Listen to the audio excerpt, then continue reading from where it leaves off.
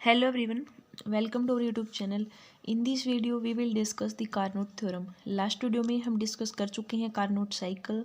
हमने देख लेते कि कार्नोट साइकिल है क्या, उसके ऑल प्रोसेस डिस्कस कर लिए थे, वर्क कैलकुलेट कर लिया था हमने ऑल 4 प्रोसेस का, एंड एफिशिएंसी भी कैलकुलेट कर ली थी. इन दिस वीडियो हम देखने वाले हैं कार्नोट थ्योरम. देखो, कार्नोट थ्योरम आपसे 2 या 3 मार्क्स मैक्सिमम स्टेटमेंट पूछ सकता है, तो उसमें आपको कार्नोट थ्योरम की स्टेटमेंट डिफाइन करनी कि क्या बोलता है कार्नोट थ्योरम की, एंड एफिशिएंसी बता देंगे हम क्या है. ठीक है, एफिशिएंसी कैलकुलेट हम कार्नोट साइकिल में कैलकुलेट कर चुके हैं. अगर आपने नहीं देखा है तो आप वो वीडियो देख सकते हैं. देखिए, अब देखो कार्नोट जो थ्योरम है ना, वो क्या बोलती है, सिंपल, ये भी एक फॉर्मल स्टेटमेंट देती है. ये बोलती है कि ना, ऐसा है ना, कोई भी इंजन ऑपरेट नहीं कर सकती. जैसे आपका 2 हीट रिजर्वर में काम करना है तो उसकी एफिशिएंसी कार्नोट इंजन से ज़्यादा हो जाए. ठीक है, इफ़ टेम्परेचर आपका सेम है, हम T1 T2 2 टेम्परेचर लेते हैं, आपका एक सोर्स का होता है, एक सिंक का होता है. ठीक है, अगर कोई भी इंजन, ये तो हमें पता है कि कार्नोट इंजन से ज़्यादा कोई भी हम ऐसा इंजन नहीं ऑपरेट कर सकते, मीन्स नहीं बना सकते कि जिसकी एफिशिएंसी कार्नोट से ज़्यादा हो. देखो, कार्नोट ये वैसे ये हाइपोथेटिकल है. आज तक हम कार्नोट जो आपका है इंजन, उसको हम बना नहीं पाए, क्योंकि कार्नोट ये बोलता था कि एफिशिएंसी ग्रेट 100 हो जाए. लेकिन ये तो हो ही नहीं सकता, क्योंकि एफिशिएंसी ऑलवेज लेस देन 1 ही मिलती है हमें, क्योंकि कुछ अमाउंट ऑफ हीट तो आपके रिजेक्ट हो ही जाती है इन्वायरमेंट में. तो हम कंप्लीट आपका हीट का वर्क में कन्वर्ट नहीं हो सकता, ये हमें पता है, ये हाइपोथेटिकल है, हम आज तक नहीं बना पाए हैं कार्नोट इंजन को. ठीक है, तो कार्नोट थ्योरम सिंपली एक स्टेटमेंट बोलते हैं कि नो इंजन ऑपरेटिंग. देखो क्या, कैसे डिफाइन कर सकते हैं हम कि ऐसा कोई भी इंजन ऑपरेट नहीं कर पाए हम. देखो, नो इंजन ऑपरेटिंग किसके बीच में कर रहा है, बिटवीन द टू, जो भी आपका हीट रिजर्वर है, means temperature between the two heat, जो भी आपका 2 हीट रिजर्वर में काम कर रहा है, 2 हीट रिजर्वर, वो क्या नहीं हो सकता, कैन बी मोर एफिशिएंट, नहीं हो सकता किसी कार्नोट से, can be more efficient then A Carnot engine. तो सिंपल लैंग्वेज में हम डिफाइन कर सकते हैं कार्नोट इंजन जो किस में ऑपरेट करता है, आपका ऑपरेटिंग करता है बिटवीन द, जो भी आपका रिजर्वर आप है वो सेम लेते हो. ठीक है, माई राइटिंग थोड़ी गुड नहीं है तो समझ लेना. तो कार्नोट थ्योरम सिंपल ये बोलता है कि ऐसा कोई भी इंजन है ना ऑपरेट नहीं कर सकते, हम नहीं बना सकते, जो है ना वैसे आपका 2 हीट रिजर्वर में काम कर रहा है, जैसा आपका कार्नोट कर रहा है, उसकी एफिशिएंसी है ना ज़्यादा नहीं हो सकती कार्नोट से. कार्नोट इंजन ये बोलता है कि उसकी 100 एफिशिएंसी, वैसे जो एफिशिएंसी वो आपके ऑलवेज लेस देन 1 मिलती है. और एफिशिएंसी की वैल्यू क्या आई थी, हमने कार्नोट साइकिल से निकाली थी, तब क्या आई थी एफिशिएंसी, क्या होती है, work done by Q2, total work कितना, Q amount of heat reject हो रही है, वो किसके इक्वल आता है, आपका T2 minus T1 by T2. ये इसको T2 से काटोगे तो आप 1 माइनस T1 बाई T2 कर सकते हैं. T1 T2 क्या आपका टेम्परेचर है, सोर्स और सिंक का. ठीक है, T2 आपका ये सोर्स का टेम्परेचर, एंड सिंक आपका ये T1, जो सोर्स होता है वो हाई टेम्परेचर पे, सिंक आपका लो टेम्परेचर पे. और ये भी देख रहे हैं हम, एफिशिएंसी सिंपल यहाँ से सजेस्ट हो रही है कि एफिशिएंसी किस पे डिपेंड कर रही है आपकी, ओनली डिपेंड ऑन टेम्परेचर के ऊपर, मीन्स वो नॉट डिपेंड ऑन, या बोल सकते हो आप independ, not depend on nature of working substance. ठीक है, इस पर आपका डिपेंड नहीं कर रही, no depend on nature of working substance. Working substance कैसा हो उस पर डिपेंड नहीं करेगा, कोई भी इंजन आप ले रहे हो, वो डिपेंड करेगा सिर्फ एफिशिएंसी, टेम्परेचर देखेगी कि सोर्स और सिंक का टेम्परेचर कितना है, उस पर डिपेंड कर रही है. हम फॉर्मूले से देख सकते हैं यहाँ से. ठीक है, और वैसे ही हमने देख लिया था जब हमने total net amount of work देखा था कार्नोट साइकिल में, जैसे आपका पीछे जो भी है हमने साइकिल देखा था टोटल, ये आपका आइसोथर्मल एक्सपेंशन होता था, एडियाबेटिक होता था ये आइसोथर्मल कंप्रेशन और एडियाबेटिक कंप्रेशन. तो हमने देखा था टोटल 4 प्रोसेस में ओनली यही काउंट हुआ, क्योंकि ये दोनों तो कैंसिल आउट हो गए थे. एडियाबेटिक में क्या होता है, Q0, आइसोथर्मल में टेम्परेचर. ये ऑल थिंग्स हम डिस्कस कर चुके हैं, आप कार्नोट साइकिल वाला देख लेना. ठीक है, ये हम देखा है कि जो total amount of work done है वो किस में इन्वॉल्वमेंट था, ओनली आइसोथर्मल का ही आया था. इन दोनों का तो कैंसिल हो गया था आपका, क्योंकि वर्क डन एंड डियाबेटिक वाला तो कैंसिल हो गए थे एक दूसरे से. तो ओनली फर्स्ट और आइसोथर्मल एक्सपेंशन और कंप्रेशन के लिए जो हमारा नेट अमाउंट ऑफ वर्क की वैल्यू हमने कैलकुलेट की थी. ठीक है, और ये हमें पता है कि एफिशिएंसी आपकी ऑलवेज लेस देन यूनिटी होती है, तो हीट इंजन की भी एफिशिएंसी हमेशा 1 से कम ही मिलेगी. और ये हमें पता है कि कोई भी आपका इंजन ले लो, जैसे हम different type of heat engine ले लो, वो क्या करते हैं, अब्जॉर्ब करते हैं, कुछ अमाउंट ऑफ हीट अब्जॉर्ब करते हैं. देखो वो क्या करते हैं, आपका अब्जॉर्ब करते हैं क्या, कुछ अमाउंट ऑफ हीट ले लिया वो किससे, जैसे सोर्स से. 2 होते हैं आपका, एक सोर्स होता है सिंक के बीच में इंजन, जो भी आपका वर्किंग सब्सटेंस है. ठीक है, तो अब्जॉर्ब करते हैं वो हीट किसी भी सोर्स से, और क्या कन्वर्ट कर देते हैं, convert A part of it into work में. जो हीट ली, हीट किससे ले ली इन्होंने, सोर्स से ले लिया, ठीक है। हीट को किस में कन्वर्ट कर दिया, वर्क में कन्वर्ट कर दिया, और फिर से रिटर्न किसको कर देते हैं, ये सिंक में जाकर। ये प्रोसेस चलता रहता है ऐसे हीट इंजन में। जैसे आपका इंजन वर्किंग आप देखोगे कैसे वो वर्क करता है, तो सिंपल प्रोसेस होता है। वो हीट को आपका सोर्स से लिया, कुछ अमाउंट उसने हीट की वर्क में कन्वर्ट कर दी, फिर से आपको किस में दे दिया, सिंक में दे देता है, ठीक है। तो कार्नोट थ्योरम की सिंपल स्टेटमेंट आप ये डिफाइन कर सकते हो टू वाली, या डेफिनेशन ऐसे भी बता सकते हो कि जो एफिशिएंसी होती है जितने भी, ये कैसा है, ये हमने देख लिया था। कार्नोट होता है वो एक रिवर्सिबल होता है, रिवर्सिबल हीट इंजन। तो एफिशिएंसी किसी भी रिवर्सिबल हीट इंजन की वो डिपेंड किस पे कर रही है, ओनली एंड टेम्परेचर के ऊपर। टेम्परेचर किसका, आपका सोर्स का और सिंक का। वो इंडिपेंडेंट किसके ऊपर है, nature of working substance. Main working substance किस पे ले, उस पर डिपेंड नहीं कर रही वो, ठीक है।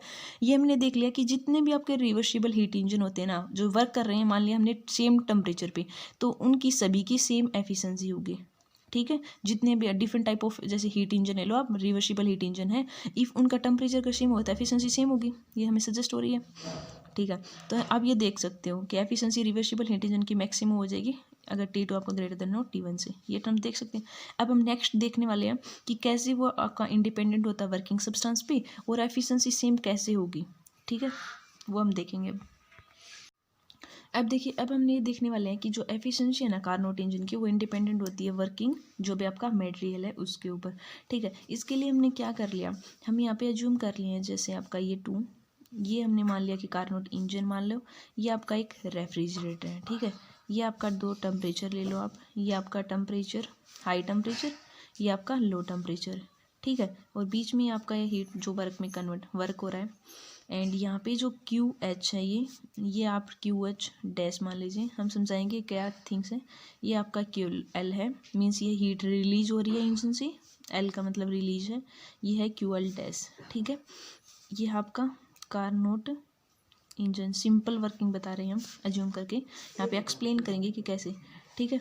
अब देखो सिंपल डब्लू का क्या मीन्स है, यहाँ पे वर्क प्रोड्यूस्ड बाई इंजन, ठीक है, वर्क प्रोड्यूस्ड बाई इंजन। अब जो क्यू एच है ना, वो क्या है आपका, जो भी आपका हीट अब्जॉर्ब हो रहा है, ठीक है, heat absorb by the engine का, किसी जो भी आपका हॉट बात है, ठीक है। ये टी एच का मतलब हॉट बात है, टी एल का मतलब लो बात है, मीन्स ये कूल वाला और ये हॉट वाला, ठीक है। तो आपका क्यू एल, तो अब यहाँ पे क्यू एल क्या हो जाएगा आपके पास, ये आपका हीट रिलीज, मतलब जो भी आपका इंजन है ना, उसे हीट कितनी रिलीज हो रही है, कूल हॉट बात से, ठीक है। और जो क्यू एच डैश है, इसका मीन्स क्या है, यहाँ पे जो हीट रिलीज हो रही है आपकी रेफ्रिजरेटर को, ठीक है, हॉट बात से। ये हॉट बात मान लिया हमने, इससे कितनी हीट रिलीज हो रही है। और जो क्यू एल डैश होता है यहाँ, इसका क्या मतलब है कि कितनी हीट आपका अब्जॉर्ब कर रहा है रेफ्रिजरेटर कूल हीट बात से, ठीक है। वैसे देखो 2 मार्क्स में आएगा ना, तो अगर आपको ये समझ नहीं आता या ज़्यादा नहीं करना चाहते, तो आप ये स्टेटमेंट देके एफिशिएंसी देके या ऑल थिंग्स बताओगे, तब भी आपको 2 मार्क्स मिल जाएंगे।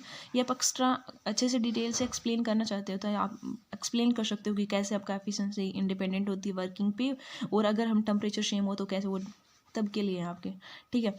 ये ऑल थिंग्स हमने अज्यूम कर लिया। ये आपके पास इंजन है, ये रेफ्रिजरेटर है, ये हमने बता दिया कि क्यू एच क्या, यहाँ पे क्यू एच डैश क्या है, एल क्या है, एल डैश क्या है।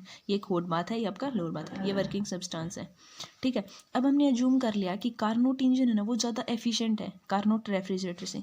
हम यहाँ से पहले अज्यूम कर लिया हमने क्या, कि जो कार्नोट इंजन है वो मोर एफिशिएंट, मीन्स उसकी ज़्यादा एफिशिएंसी मोर एफिशिएंट है देन किससे, कार्नोट रेफ्रिजरेटर से, ठीक है, कार्नोट रेफ्रिजरेटर से ज़्यादा है। हमने मान लिया कि जो इंजन की साइज़ है ना, इस तरीके से हम एडजस्ट करें कि जो वर्क है ना, जैसे उसके लिए हम क्या जरूरत, एफिशिएंसी हम इंजन की मानो आप, वो क्या हो जाएगी, क्या होती है, simple efficiency work by Q होती है, तो ये हो जाएगी work done by Q H मान लो, ठीक है। वो ग्रेटर है एफिशिएंसी जो पे आपका रेफ्रिजरेटर से, रेफ्रिजरेटर की हमने मान लिया क्यू एच, यहाँ पे डैश आ जाएगा, ठीक है। क्यू एच का मीन्स यहाँ पे हीट कितनी अब्जॉर्ब हो रही थी, हॉट हीट बात से, और जो डैश था इसका मतलब क्या था, यहाँ पे हीट कितनी रिलीज हो रही है यहाँ पे, ठीक है, हीट रिलीज हो रही है हॉट बात से, यहाँ पे तो अब्जॉर्ब कर रहा है, यहाँ पे रिलीज कर रहा है, ठीक है। ये हमने अज्यूम कर लिया। तो यहाँ से जो आपका क्यू एच है, ये क्यू एच डैश है, ठीक है। क्यू एच डैश में जो हीट रिलीज हो रही है वो ज़्यादा है, हमने अज्यूम कर लिया, इतने थिंग्स है।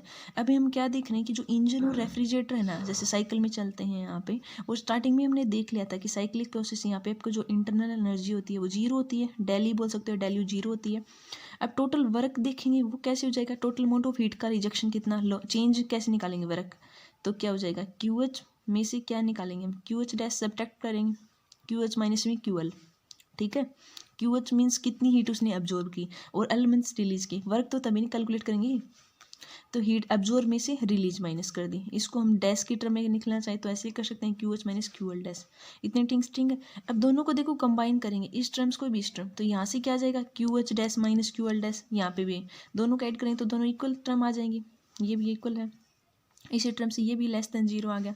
देखो इस टर्म का मीन्स क्या है, यहाँ पे जो क्यू एच है माइनस में जो क्यू एच डैश वाली टर्म लोगे आप, देखो ये दोनों इक्वल करेंगे तो Q H minus Q H dash हो जाएगा, Q L minus Q L dash less than zero. देखो इसका मतलब क्या है कि नेट कितनी आपकी हीट हो रही है, heat taken out of the water, इस हॉट से कितनी आपका हीट ले रहे हैं हम, ठीक है, हीट आउट हो रही है सोर्स से, ठीक है, Q H minus Q H dash का ये मीन्स है, ठीक है। अगर ये नेगेटिव है तो नेट अमाउंट ऑफ हीट आपकी किससे हो जाएगी, ट्रांसफर हो जाएगी, मीन्स हॉट सोर्स से कूलर वन में, ठीक है। तो इसका मतलब हम कोई भी वर्क कर ही नहीं रहे, ठीक। लेकिन ये तो आपकी है ना उसको वोलेट करेगी क्लास स्टेटमेंट, जैसे हमने सेकंड लॉ ऑफ थर्मोडायनेमिक्स में देखा था कि वर्क वाली स्टेटमेंट, तो उसको वोलेट करेगी, तो ये चीज़ तो हो ही नहीं सकती। तो मीन्स क्या है आपके पास जो एफिशिएंसी है ना किसकी, इंजन की, वो ये लेस देन हो सकती है रेफ्रिजरेटर से। यहाँ से हम एज्यूम करके चले थे कि इंजन की ज़्यादा है रेफ्रिजरेटर से, हम प्रूव कर देंगे कि दोनों की सेम ही होगी अगर वो टेम्परेचर उनका सेम है तो, ठीक है, क्योंकि स्टेटमेंट बोल रहे थे हमने यहाँ पे कि कोई भी इंजन जो ऑपरेट कर रहा है यहाँ पे टेम्परेचर सेम होगा तो इंजन जितने भी रिवर्सिबल हीट है उनकी सभी की सेम एफिशिएंसी मिलेगी, ठीक है। तो स्टेटमेंट तो इसको रिवर्स कर देंगे। अगर दोबारा हम क्या करें, अगर नाउ हीट को हम हॉट बॉडी से निकाल रहे हैं, आउट कर रहे हैं, और बाद में वो एंटर कर रही है इसमें कोल्ड वन में, ठीक है, तब ये पॉजिटिव हो जाएगी, तब ये क्लास स्टेटमेंट को होल्ड कर जाएगी। तो इसका मतलब क्या है कि जो इंजन है या रेफ्रिजरेटर है मीन्स रिवर्सिबल में है, तो वो दोनों मतलब रेफ्रिजरेटर इंजन की तरफ वर्क करने लगा और जो रेफ्रिजरेटर वो इंजन, तो मीन्स दोनों की सेम है। यहाँ पे ऑल दी जो भी साइन ऑफ वर्क करोगे तो जो एफिशिएंसी है जैसे आर जो भी आपका रेफ्रिजरेटर है वो इसकी लेस देन इसी, यहाँ पे भी यही स्टेटमेंट। तो कब दोनों होल्ड कर सकती हैं, जब एफिशिएंसी इंजन की और रेफ्रिजरेटर दोनों की सेम हो। तो एक ही वे हो सकता है जब कॉन्ट्राडिक्शन ना हो, क्योंकि यहाँ पे तो उसको कॉन्ट्रैक्ट कर रही है सेकेंड लॉ ऑफ थर्मोडायनेमिक्स को, ये वाली स्टेटमेंट हम ले रहे हैं, तो ये चीज़ आ सकती है यहाँ से। तो हमने देख लिया कि जितनी एफिशिएंसी होती है ना, जितने भी रिवर्सिबल कार्नोट साइकिल है ना, वो इक्वल होगी। ये डिपेंड नहीं करता कि नेचर कैसा है, चाहे वो इंजन हो चाहे वो रेफ्रिजरेटर हो, सभी के लिए एफिशिएंसी आपकी सेम होगी, ठीक है। ये हमने देख लिया। अब देखो एक न्यूमेरिकल और देखते हैं हम इसमें, जैसे आपका न्यूमेरिकल आ जाते हैं कई बार। न्यूमेरिकल में क्या मिलेगा आपको, जैसे कैलकुलेट करना मिलेगा कि क्या कैलकुलेट करो, एफिशिएंसी कैलकुलेट करो, मैक्स टेम्परेचर मिलेगा, जैसे हमने बुक में आपका एग्जांपल दे रखा था एक, जैसे टेम्परेचर आपका 110 डिग्री सेल्सियस दे रखा है, सेकंड टेम्परेचर T2 दे रखा है 25 डिग्री सेल्सियस, ठीक है, और इसकी एफिशिएंसी पूछ रही है, तो सिंपल क्या करोगे आप, T2 minus T1 by T2 होता है, ठीक है, ये होता है एफिशिएंसी की वैल्यू। अब सेल्सियस है तो केल्विन में चेंज कर लोगे, तो 110 केल्विन में क्या करते हैं हम 273 ऐड करते हैं, 273 ऐड करेंगे तब कितना आ जाएगा 383। अब 25 डिग्री सेल्सियस इसको केल्विन में चेंज करेंगे तो कितना आ गया 298 केल्विन। अब T2 कौन सा होता है, हाई टेम्परेचर वाला, तो 383 हो जाएगा, तो ये हो जाएगा 383। T1 कितना है 298 बाई कितना हो जाएगा 383, इसकी वैल्यू निकाली तो इतना आ गया, मीन्स 0.2 समथिंग, मीन्स 22% आ गया एफिशिएंसी इसकी, ठीक है। ऐसे ही आपका डिफरेंट, तो सिंपल आपको फॉर्मूला बताना चाहिए, एफिशिएंसी टेम्परेचर की वैल्यू गिवन मिलेगी तो आप ऐसे कैलकुलेट कर सकते हो। ये आपकी होल थिंग स्टेटमेंट थी। आई होप आपको समझ आया होगा। Thanks for watching my channel.